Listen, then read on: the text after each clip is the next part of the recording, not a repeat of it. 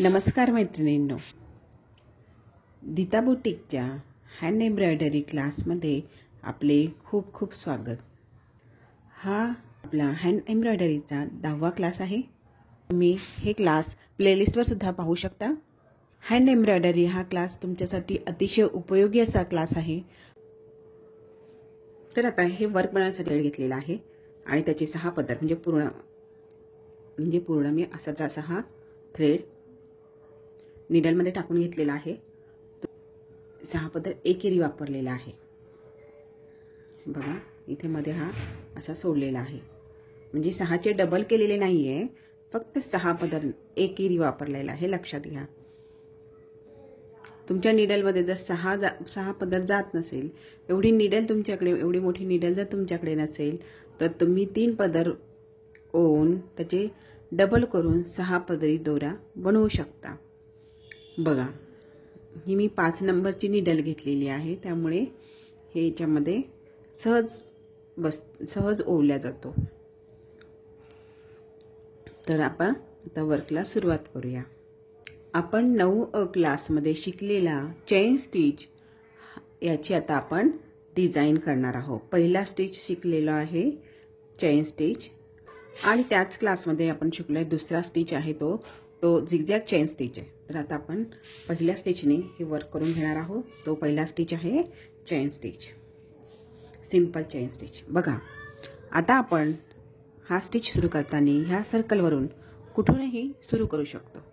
तर आपल्याला जिथून सोयीस्कर आहे तिथून सुरू करूया। मी आता या ठिकाणाहून सुरुवात केलेली आहे। इथे तुम्हाला माहीतच आहे आता चेन स्टिच कसा करायचा। तर आपण इथून नीडल वर घेतली आहे, परत जिथून आपण नीडल वर काढली तिथूनच परत नीडल खाली टाकून घेणार आहोत।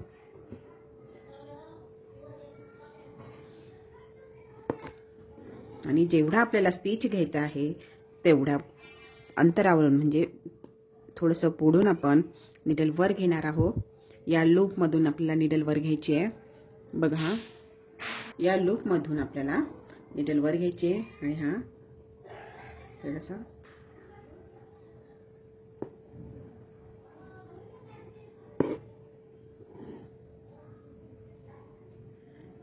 बघा या प्रकारे, आणि हे जे लूप येतं त्यातून आपल्याला पुन्हा थोडंसं पुढे सुईवर काढून एक स्टिच करून घ्यायचा आहे। बघा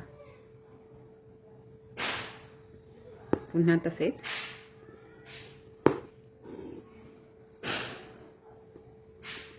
जे कोणी नवीन असतील या चॅनलवर, त्यांनी आधीचे व्हिडिओ पाहिलेले नसतील तर त्यांनी व्हिडिओ पहा, म्हणजे तुम्हाला हा स्टिच करणं अधिक सोपे जाईल आणि तुम्हाला आणखी काही स्टिचेस माहीत होतील। तुम्ही ते स्टिचेस चांगल्या प्रकारे कळेल। बघा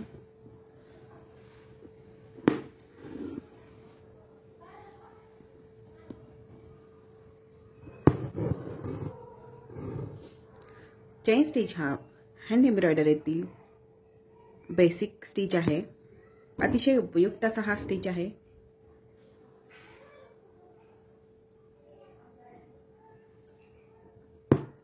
खूप सोपा असा हा स्टिच आहे आणि सुंदर असा दिसणारा स्टिच आहे।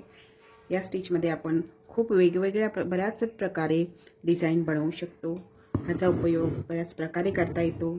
आपण लाईनमध्ये बॉर्डर लाईन म्हणून याचा उपयोग करू शकतो, बॉर्डर लाईनसाठी याचा उपयोग होतो, किंवा डिझाईन फिलिंगसाठी म्हणजे डिझाईन्स भरण्यासाठी सुद्धा याचा उपयोग होतो। असा हा स्टिच आहे।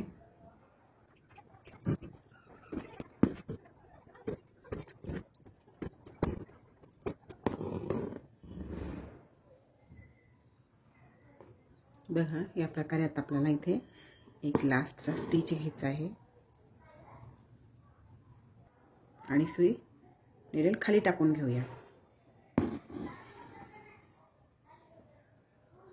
आता परत आपण मध्ये सर्कल मध्ये आता ह्याच्या बाजूने स्टिच करत जाऊया, चेन स्टिच करत जाऊ।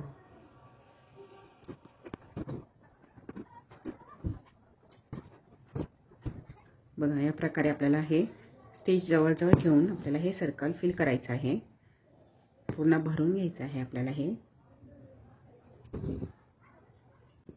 तुम्ही ह्या प्रकारचे हे डिझाईन भरण्यासाठी हा जसा मी 6 पदरी थ्रेड घेतलेला आहे, तर तुम्ही तो 3 पदरीसुद्धा घेऊ शकता किंवा 2 पदरी घेऊ शकता. आणि सर्कल जर खूप छोटा असेल तर आपल्याला हे एवढ्या पदरनी व्यवस्थित भरता येणार नाही, एवढ्या पदरच्या थ्रेडनी, आणि ते थोडे चांगले दिसणार नाही. तर त्यासाठी आपण 3 पदर घेऊन सुद्धा हे सर्कल भरू शकतो.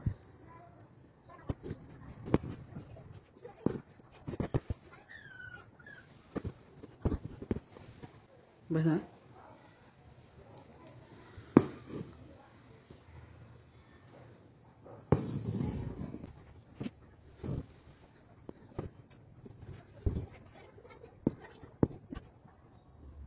बघा या प्रकारे आपण असे या चेन स्टिचने आपण कुठलाही शेप फिल करू शकतो. बघा ह्या प्रकारे आपले हे डिझाईन चेन स्टिचने फिल करून झालेले आहे. याप्रमाणेच आपल्याला आता हे 2 सर्कल फिल करून घ्यायचे आहे.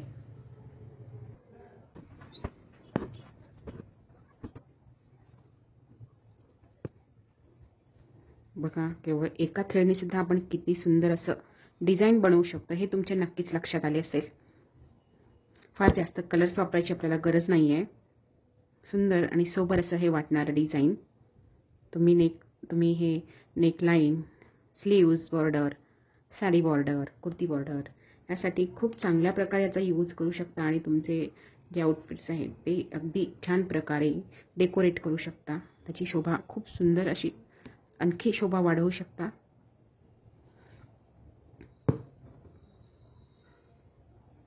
बरेच जण असे असते की त्यांना आरी वर्क करायची इच्छा असते, आरी वर्क परंतु आरी वर्क हे लगेच शिकल्या करता येत नाही. त्याला खूप प्रॅक्टिस लागते, थोडा वेळ जातो त्याच्यामध्ये. पण हँड एम्ब्रॉयडरी असं आहे की आपण ते शिकल्यासुद्धा आपण त्याचा यूज करू शकतो. तिला अशी फारशी दिवस लागत नाही, असे ती सहज आपण बनवू शकतो. आरी वर्क करायला थोडासा वेळ लागतो. बघा आता आपण हे जे कॉईन्स काढलेले कॉईन्स असं म्हणतात, तुम्हाला सांगितलेलं मी, हे याचा आपण बुटी म्हणून यूज करू शकतो असे मी तुम्हाला आधी बोलले होते. तर तो कसा करायचा, आता हे जे कॉईन्स आहे ते मी तुम्हाला डॉटमध्ये दाखवते, त्याचा यूज कसा करायचा. हे जे कॉईन्स या प्रकारे फिल करू शकतो. हे जवळजवळ लाईन घेतली, एकच लाईन, की ही बुटी तयार होते.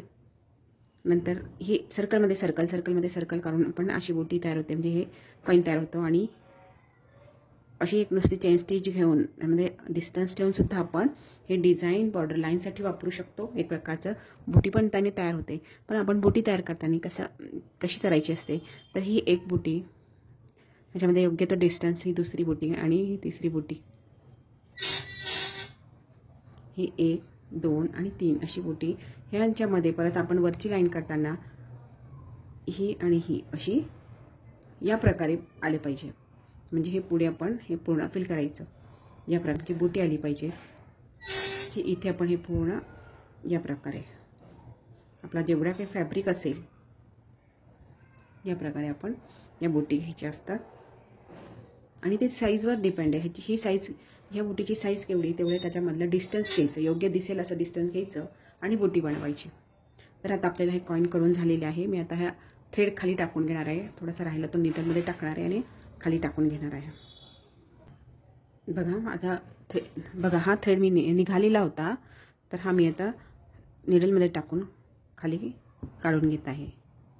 तर इथे आपलं हे चेन स्टिचचं वर्क करून झालेलं आहे. तर यापुढील क्लासमध्ये मी आता तुम्हाला हे जे कॉईन्स आहेत चेन स्टिचने बनवलेले, तर मी डेकोरेट कसे करायचे त्यासाठी लागणारा स्टिच शिकवणार आहे आणि लगेचच त्याच क्लासमध्ये तुम्हाला हे त्या स्टिचने डेकोरेट करून दाखवणार आहे. तर बघूया, तर भेटूया आता पुढच्या क्लासमध्ये नवीन स्टिच आणि नवीन आयडियासोबत. तोपर्यंत प्रॅक्टिस करा, पाहत रहा आणि खुश रहा. धन्यवाद.